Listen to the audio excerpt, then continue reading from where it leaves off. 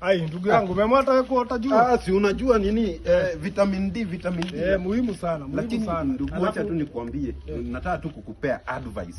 Unaona wewe hizi advice zako zinakuanga hata zimake sense. Enda uongee tu na huyo msichana wako. Unaona kuna dress. Mama amefanya nini tena? Kuna dress anavaa. Ukimwangalia hivi nikaa anaenda kucheza games zile tennis. Yaani amevaa kitu imefika hapa. Ai wewe, unaona mapaja. Wewe acha nikwambie.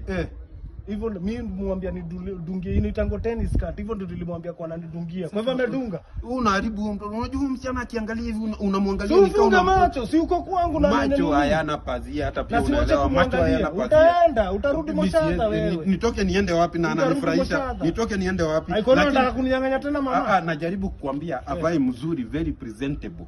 Wewe unajua acha nikwambie. Unajua shida yako understanding kuna bibi na kuna dem. Mimi niko na dem, sina bibi. Na huyo dem ndo anakuja anakuwa bibi. So mweke akuwe presentable. So hivi tunataka sasa wewe fanya hivi. Si uko na bibi kwa ushago. Rudi huko.